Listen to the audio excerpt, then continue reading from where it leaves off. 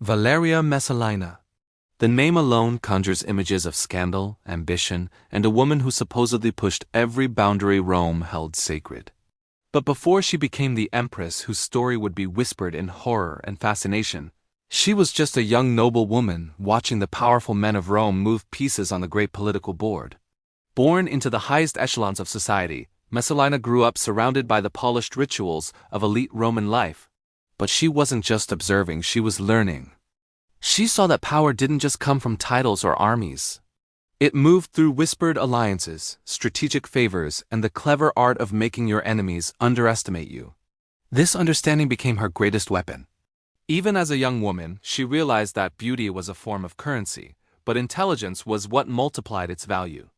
She learned to read people like ancient tablets, seeing past the polished surface to the hidden cracks beneath. She recognized ambition in others because she possessed more of it than anyone around her. Her marriage to Tiberius Claudius Caesar, a man years her senior, wasn't a romance. It was a strategic partnership, a key that she believed would unlock the deepest mechanisms of imperial authority. Then, the unthinkable happened.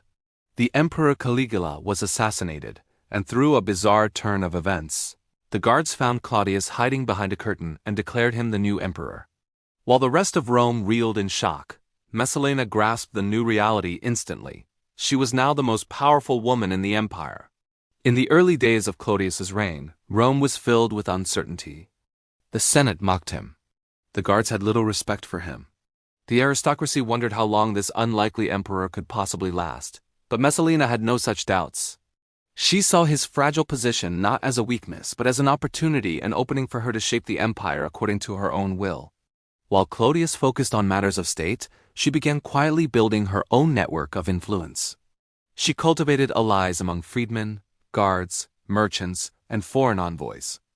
Anyone who needed a favor, a promotion, or a future soon learned that the fastest path to getting it wasn't through the emperor, but through his wife. Her influence grew with breathtaking speed. Petitions that once required lengthy senatorial debates were now resolved with a quiet word from Messalina. Disputes over land, inheritance, or legal punishments could shift overnight based on whether someone had earned her favor or her suspicion. With every decision she influenced, more and more powerful people became dependent on her. And dependence, she knew, was the most durable form of power. Of course, the Roman elite, deeply traditional and threatened by a woman who understood the game of politics better than most of them, began to push back. They started painting her as uncontrollable, insatiable, and morally corrupt. These stories weren't always based on truth. They were weapons designed to undermine her because her power terrified them. A Roman empress was supposed to influence things from the shadows. But Messalina operated in the open, and that made the old guard of the Senate deeply uncomfortable. She saw their hostility and responded in the only language Rome respected: strength. A senator who stood in her way was suddenly accused of conspiring against the state. Another found his property seized after vague accusations of dishonor. A rival noblewoman was forced to flee the city after Messalina maneuvered her into a legal trap she could unescape. Rome accused Messalina of ruthless ambition, but in her mind, that ambition was simply self-defense, a shield against the daggers of men who wanted to see her erased. As time went on, the rumors became more and more exaggerated, designed to attack her character and authority.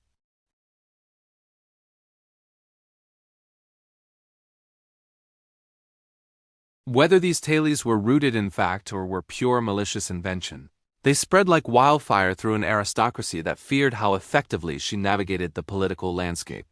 In their eyes, Messalina's real crime was her refusal to be limited by the expectations Rome placed on a woman. Despite the rumors, her command over the imperial household only strengthened. She oversaw palace staff, influenced military promotions, and negotiated with envoys from distant provinces. She built a network of fierce loyalty among the palace freedmen and servants, who owed their careers to her.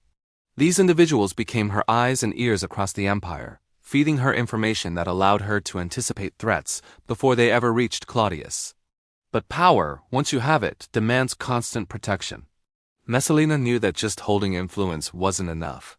She had to maintain the public image of a devoted wife and dutiful empress, even as she privately ensured that Rome bent to her will.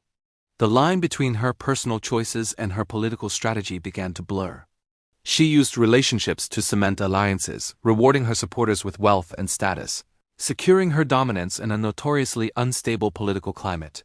The imperial court transformed under her influence. Senators noticed that Claudius was increasingly signing off on decisions that perfectly aligned with her interests, sometimes without even realizing whose idea it was in the first place. Freedmen loyal to Messalina became the essential gatekeepers between the emperor and the Senate.